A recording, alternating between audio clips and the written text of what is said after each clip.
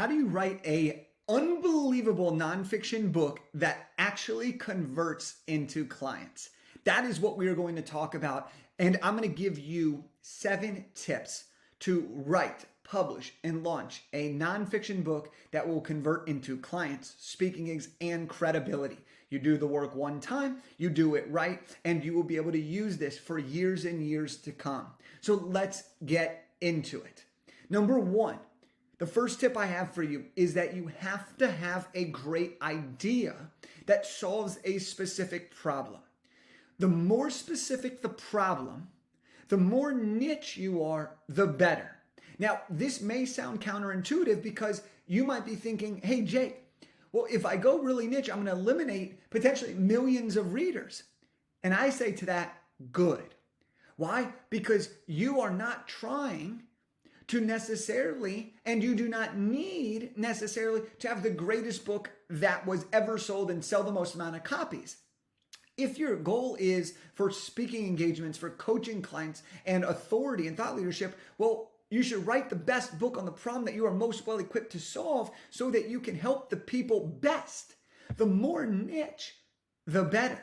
Let me give you another example of why this is so important. If you are trying to get a speaking gig and there is person A and person B, person A has a book, person B doesn't, person A is seen as more of the authority on that said topic. But now let's go one step deeper. Let's say there's a conference in real estate and you have a general real estate book. Amazing. That is very valuable. But there's someone else who has a book on how to make your first 6 figures on short-term rentals. And they are doing and looking for a keynote on the short-term rentals. Which person is more likely to get selected, assuming everything else equal?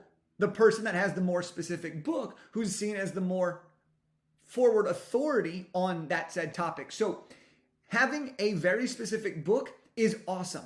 My book, Big Idea to Bestseller, this is literally about how to write, publish, and launch a nonfiction book to grow your business and make an impact. If you don't want to write a book, you won't read this. If you don't want to write a nonfiction book, you won't read this.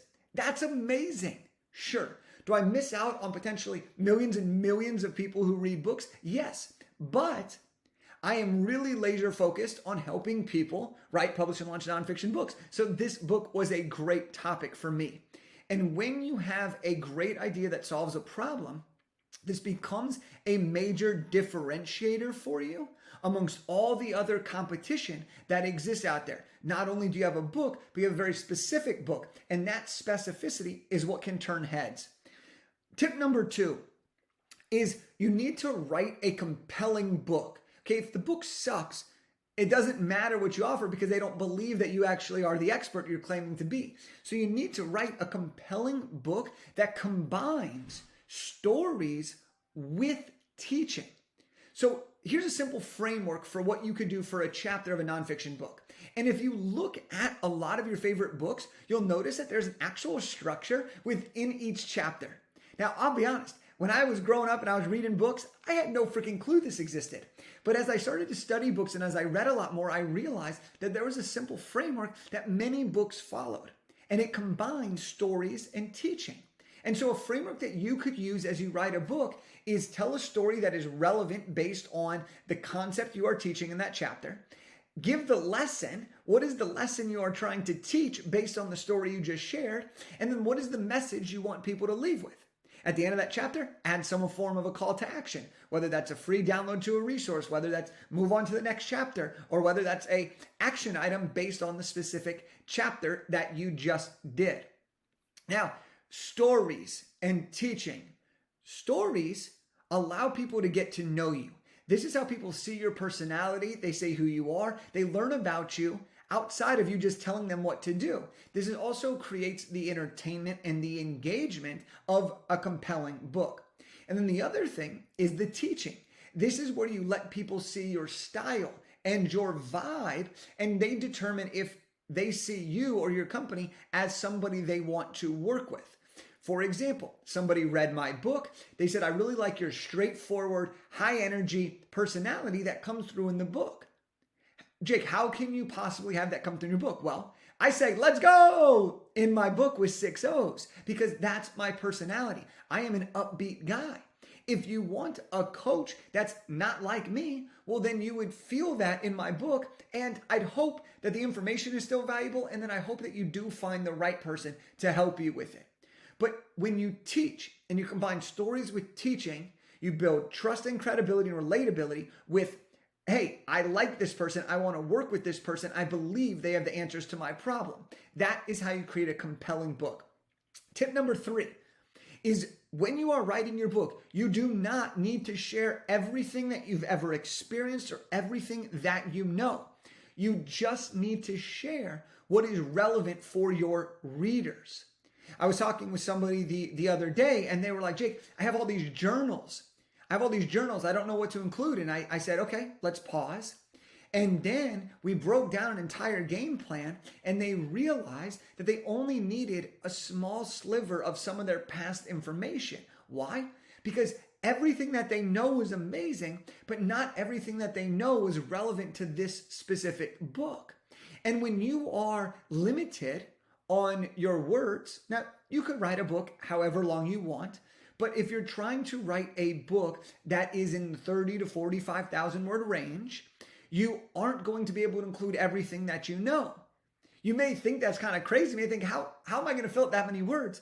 But once you get into it, oftentimes you're not looking for more to say. You're looking for how do I make what I already said more concise? Okay, so you don't need to share everything you know. You just need to share what is relevant for your reader. And when you do that, the reader has a better experience. They're more likely to complete the chapters, which leads them to be more likely to complete the book. And people who are more likely to complete the book are more likely to take the next action item because you've already helped them achieve something in the form of completing a book. Tip number 4, when you are writing your book, you do not, I repeat, you do not need to be the greatest in the world at what it is that you do or what it is that you are writing about. You just need to be 1 to 2 steps ahead of your ideal reader. When I wrote Elevate Beyond, it was my first book. I wrote this book 1 year out of college and it was a career development book. And I had a lot of imposter syndrome around who am I to write this book? There's no way. There are people that have more career experience than I have life experience and they haven't even written these books. Why would anyone listen to me? And it hit me. I didn't have to be the world's greatest expert on career development. I just had to write a book that could help the people 1 to 2 steps behind me. And I knew that I could do that because those people were always asking me questions. And so when I released that book, I didn't focus on trying to be the guy that was the smartest author in the world or the smartest career development expert in the world. I focused on trying to be the best career development expert that could help somebody 1 to 2 steps behind me. And that's why I focused on getting into colleges and high schools and different career academies. And that's what took my book to success and started an entire speaking career. Tip number 5. Do not wait until launch day to talk about your book. Instead, invite people along the journey and include them throughout. Here's what I mean by this. Oftentimes, authors will wait. They'll write their book in secrecy and then they'll launch their book. And all of a sudden, they're like, wait, why isn't anyone buying my book? Well, no one's buying your book because they're like, wait, you just wrote a book? What the heck? I'm so confused. Instead, talk about as you're going, share your milestones. People love to be included in the journey. So share when you have your title idea, when you're doing your cover, when you wrote your first word, the fact that you're doing it, when you have your launch date. Any big milestone is a great way to include your audience. And when people feel included along the journey, they become more invested. When they become more invested, they're more likely to buy when the book's actually out, which can increase your ranking, which can build your momentum and take you to the bestsellers list. Tip number 6 is get your book professionally edited and designed. This is one of the easiest ways to tell the difference between an amateur and a pro. If your book is not polished, if your book does not look like a professional book, if your cover is dog shit, you will not sell copies. People will not want to read your book.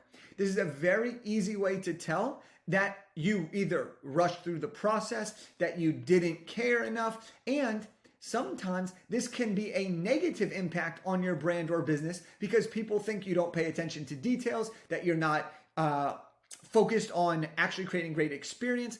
So it really is important to get your book professionally edited and designed.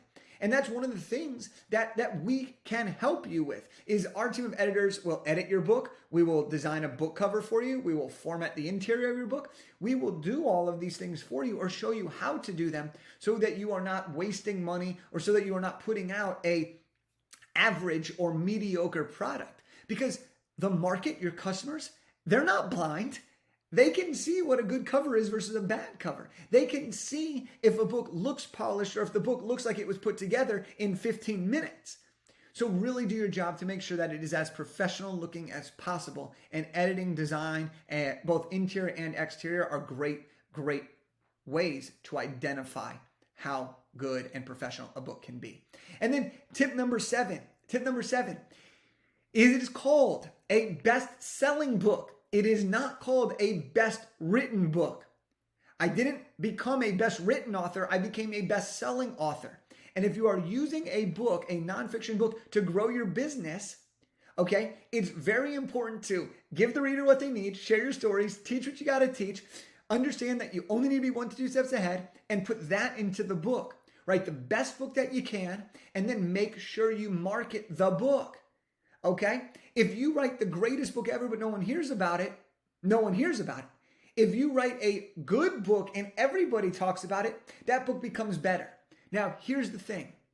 When you are writing a good book, you are solving a problem. You are helping somebody get a result. You are telling stories. You are teaching them. You are helping somebody get from where they are today to where they want to be. And if you can do that, your writing style has the ability to adapt and to evolve and to not be perfect.